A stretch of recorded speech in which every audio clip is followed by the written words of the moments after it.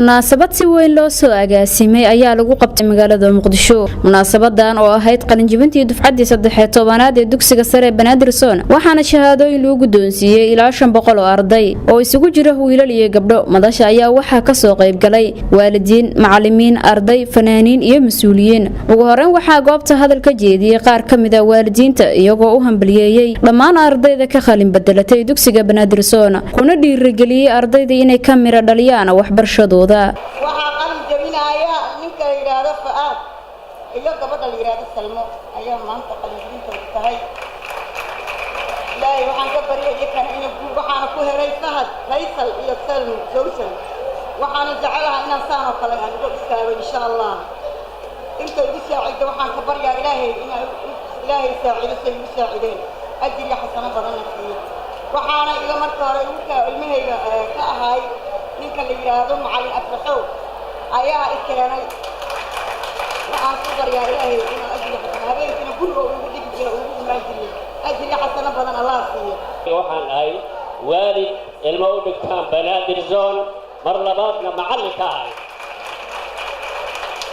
caruurta aan dhalay wax hadda dhigta iyo wax ka baxay intaba iskuulka lama aadin Banaadir Zone iyo wax ka bartay. sidoo kale ardayda ayaa iyaguna cabiray dareenkooda una mahadceliyay waalidiinta iyo macallimiintii ku soo garab istaagtay waxbarashadooda. magacaygu waa Maxamed Dilow Cali. wallahi maanta maalmihii hore ee noloshayda kamid ah aad ay ugu duwan tahay. maxaa yeelay hamigii iyo himiladii aan lahaay ayaa maanta qayb kamid ah aaminsanay inay soo hagaageen. waayo 12 sano ayaan sugay inaan maanta camal inta aan ku kulmo aan shahaado dugsi sare aan qaato. marka hamigii inta ma qoyaansi karo aad baan faraxsanahay maanta. waxaana aad ugu mahad celinayaa Ali subhanahu wa ta'ala halkan nagu soo waafajiyay anagoo caafimaad qabna iyo sahal maanta inaan 12 sano iskuul aan dhameysto shahaadada iskuulkan aan qaato. mid kale waxaan mahad celinayaa maamulka dugsiga Banaadir Zone oo intaas 12 sano waxna soo barayay iyo waalidiintiin in badan garab taagnaa. Salma Cabdiqaadir Maxamed wallahi aad u faraxsanahay mana soo koobi karo farxadeyda.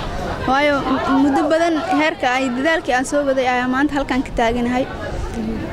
runtii farxadeyda ma soo koobi kari. waxaan mahad celinayaa ilaahay ayaa mahad iskale oo halkaan isoo gaarsiiyay. marka xigta waalidkay oo igu dhiirigeliyay in aan aan dadaalka halkaan la eeg aan gaaro.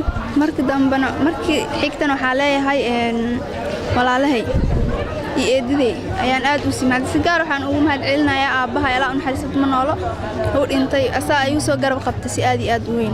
sidoo kale waxaa madasha ka hadlay maamulka dugsiga Banaadir Zone iyo Axmed Dhiblaawo Caseer oo kamid ah aasaasiyaasha Banaadir Zone haddana kamid ah mas'uuliyiinta maamulka Galmudug. mudanayaal iyo marweyn waxaanu leenahay waxaa qalin jabinaya dufcada 13aad ee dugsiga Banaadir Zone ka qalin jabinayaan in ka badan 500 oo arday ka kooban gabdho iyo wiilal aad u faraxsan waalidiintooda iyo macallimiintooda iyo Soomaaliya oo dhanna rumaantii aan isleeyahay aad u anfici doonaan. waxaan leeyahay qof waliba maqaamka uu meeshan ku fadhiyo waa ku mahadsan yahay. waxaan rabaa sidoo kale inaan u mahad celiyo waalidiinta dugsiga Banaadir Zone ardaydu maanta uga qalin jabinayso waalidka ardadoodu ay dhigtaan, waalidka hadda ku haminaya oo ku taamaya iyo waalidka ay horay ardadiisu uga baxeen. dugsigan xasuus badan ayuu ii leeyahay. waxaan maamulo ka ahaa 8 sano oo xiriir ah. waxaan garan karaa isbeddelka uu sameeyay markuu soo bilowdo ilaa maanta. dugsigan waxaa lagu aasaasay 22 arday 12 shaqaale ah, hal xarun oo guri aad u yar ah oo kooban oo ka kooban 12 fasal.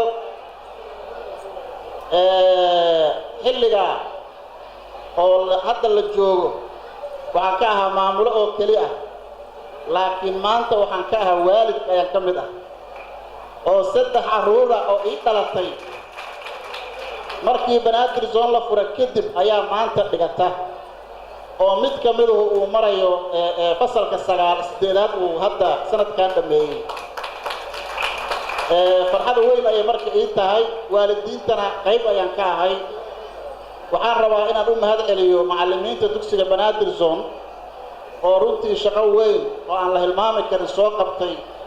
maanta halkan ay nala fadhiyaan macallimiintii ugu horeysay maalintii koowaad xisada ka galay dugsiga Banaadir Zone waxay ku tusinaysaa siday u adkaysteen 13 sano oo maanta laga joogo 24 Juun laga soo bilaabo ilaa maanta oo ay tahay 16 Agoosto 2018 sano joogay dugsiga haddana wali serve gareeya oo ka shaqeeya aad iyo aad ayaan rabaa in macallimiinta si gaar ah ugu mahad celiyo waxaan rabaa inaan u mahad celiyo ardayda naadiga qalinjabiyaasha dugsiga Banaadir Zone oo runtii shalay ilaa maanta iyagoo kaashanaya macallimiintooda iyo maamulkooda u taagnaa inay xafladan qabanqaabiyaan oo ka shaqeeyaan Nishaad Aadan Daahir, Kalson TV, Muqdisho.